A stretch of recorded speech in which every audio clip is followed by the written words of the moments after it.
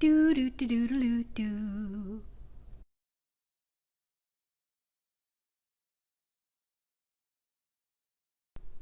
Hey, how's it going? It's Nancy Gamon.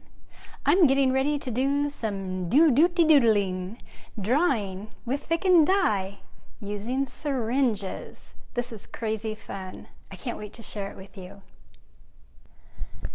To prepare thickened dye, you'll need an assortment of interesting chemicals, some kitchen equipment that's been claimed for art use only, a dust mask and rubber gloves, and some powdered dye.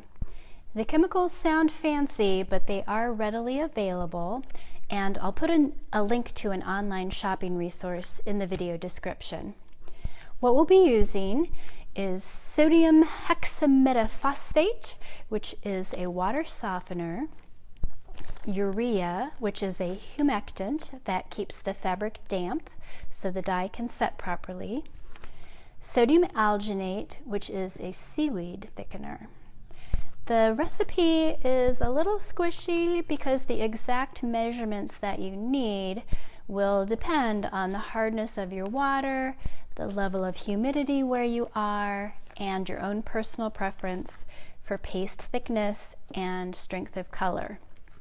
So I'll share with you a starting point, and then you can make your own adjustments once you see the initial results.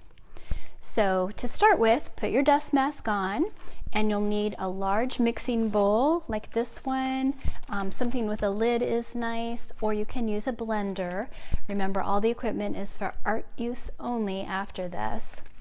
So if you use a bowl or a blender, what you want to do is stir in 1 teaspoon of the metaphos and a 1/4 cup of the urea into 2 cups of hot water, and stir that up or blend it gently. When the chemicals are dissolved, then add 2 more cups of cold water. Then turn on your mixer or blender to the lowest setting and very slowly sprinkle in 2 tablespoons of the sodium alginate to thicken it up. You're going to want to let that sit for at least an hour, or preferably overnight, to get it smooth and fully dissolved. And you'll want to keep this mixed paste in the refrigerator, clearly labeled, "Do not eat." I am not kidding. Skull and crossbones, always a nice touch.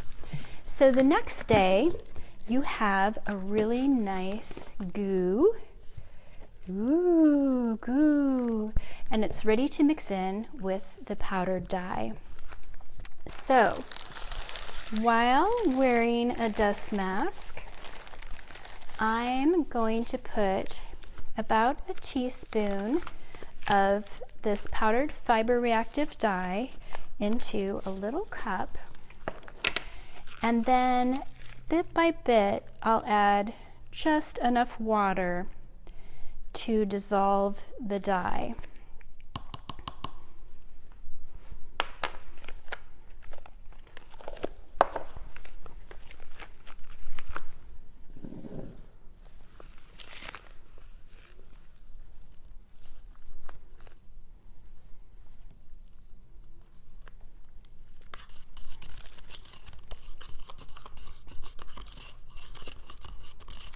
Once the dye is dissolved, then I will sploosh in enough of the thickened paste to, create about a 1/4 cup of the thickened dye.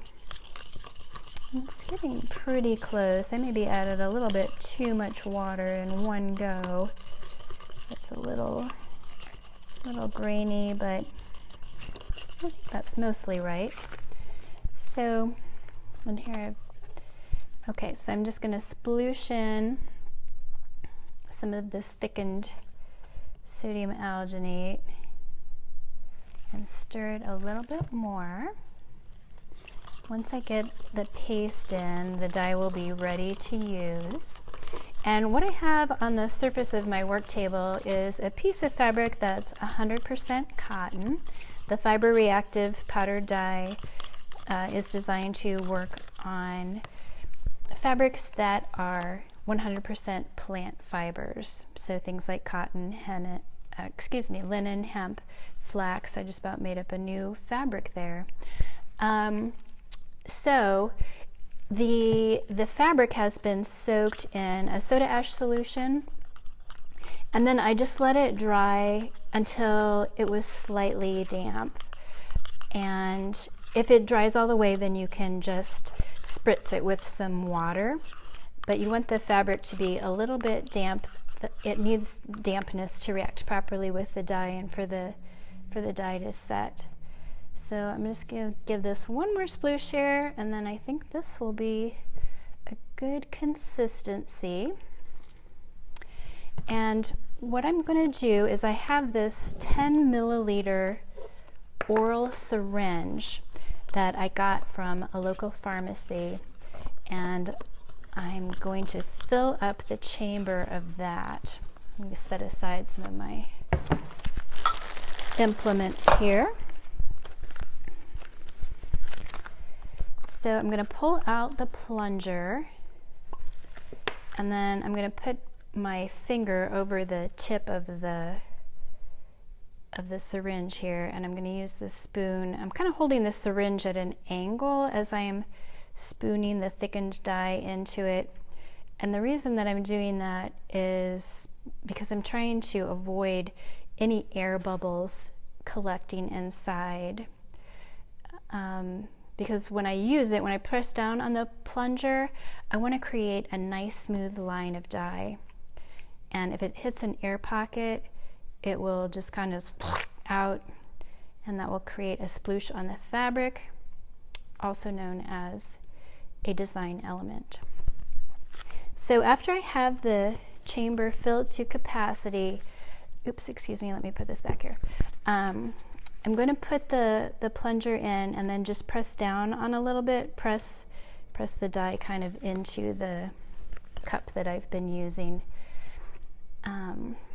just to get the dye moving and be able to hold it neatly. So I've kind of made a mess of my fabric here. That was not a very smart spot to mix dye with. But now I have my dye in my syringe, and it's kind of a weird thing to draw with a syringe.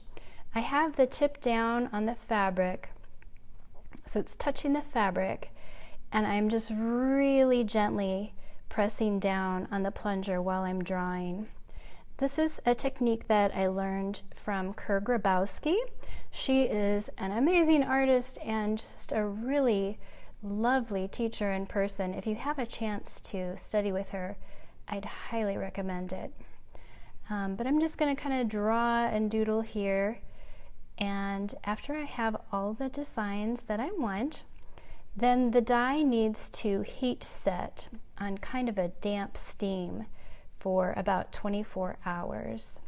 And an easy way to do this is to wrap the fabric in plastic and then set it in the back window of a car on a sunny day. And after about 24 hours, then the fabric can be rinsed and washed and fixed. And if you'd like more information about that process, please watch my video, How to Make Kaleidoscope Dyes. And I'll put a link to that one at the end of this video so that it's handy. It happens that I have an open studio coming up, so I'm just going to set out a big piece of fabric on a table, and I'll just let visitors come and try this process. I'll set out syringes with maybe 3 different colors and see what they come up with.